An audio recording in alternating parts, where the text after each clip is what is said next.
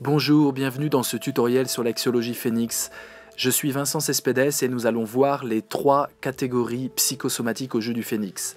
D'abord, on va commencer par un rappel. On ne va pas s'intéresser aux flammes, c'est-à-dire au contenu des dimensions, on va vraiment s'intéresser aux 9 dimensions. Et on va s'intéresser au monde, c'est-à-dire ce système de coordonnées qui permet d'appréhender sous 9 dimensions toute réalité, tout sentiment, toute émotion. Alors voici les 9 dimensions qui défilent: harmonie, aventure, fruit, complicité, énergie, guerre, désir, intuition et besoin. À chacune de ces valeurs, chacune de ces dimensions correspond un chiffre qui nous aide d'ailleurs à compter les ondes. Pour la guerre, par exemple, elle est entourée de 3 dimensions adjacentes horizontalement ou verticalement. C'est la même chose pour l'aventure, on a l'harmonie, l'énergie, le fruit, donc 3. Même chose pour la complicité, avec l'harmonie, l'énergie et le désir, 3 également. Et enfin, l'intuition, elle-même encadrée du désir, de l'énergie et du besoin. Voyons voir maintenant les angles. Alors, prenons par exemple le fruit. Le fruit est entouré seulement de 2 dimensions, l'aventure et la guerre. Donc les angles, en fait, leur chiffre, c'est 2. Pareil pour l'harmonie, le désir et le besoin. Enfin, la dimension centrale, l'énergie, elle est encadrée par 4 dimensions, aventure, complicité, guerre et intuition, et donc on met 4. Maintenant, allons comprendre ce qu'est une étincelle, ces 2 dimensions qui sont adjacentes horizontalement ou verticalement. Et évidemment, la flèche peut aller dans les 2 sens, on peut aller de l'harmonie à la complicité ou de la complicité à l'harmonie, par exemple. Alors, prenons ces 4 dimensions qui valent 3 points, on appelle ça le premier cercle, le cercle du contrôle. Et les dimensions des angles, qui valent 2 points, on appelle ça le second cercle, et on dit que c'est le mécontrôle, ce qu'on contrôle mal, alors que le premier cercle, on le contrôle un peu mieux. On appelle flux une ligne de 3 dimensions, horizontale ou verticale.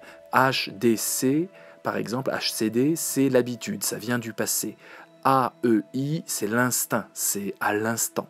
Et puis FGB, c'est l'effort, ça va tendre vers le futur. Il y en a qui disent que c'est passé, présent, futur. Les dimensions sociales, harmonie, aventure, fruit, c'est effectif. Les dimensions relationnelles, complicité, énergie et guerre, effectif et affectif.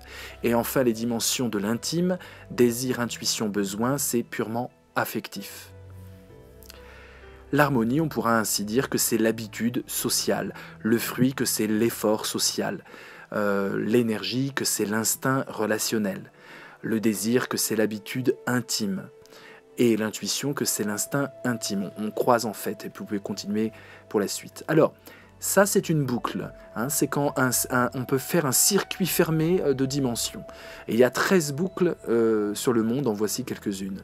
13 boucles possibles. Entrons maintenant dans le vif du sujet, les 3 catégories psychosomatiques, martiales, viscérales, cérébrales.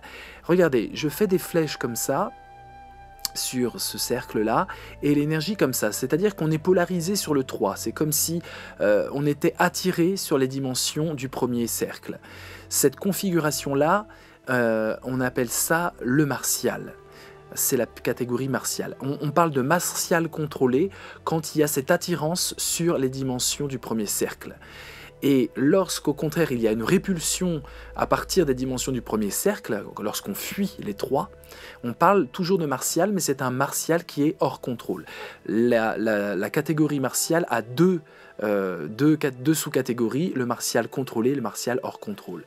Dans cette configuration, on est attiré par les angles, on va vers les 2.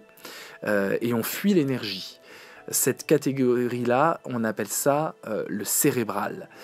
Et enfin, la catégorie, la suivante, qui consiste à être attiré par l'énergie et à fuir les angles, à fuir le second cercle, on appelle ça le viscéral. Le viscéral, ça nous prend aux tripes, on n'arrive plus à réfléchir, on est emporté par un flux d'énergie et on perd finalement notre liberté. Seul le martial permet de garder une véritable liberté d'action, de mouvement et de décision. Je vous donne rendez-vous sur nos réseaux sociaux et je vous dis à très bientôt.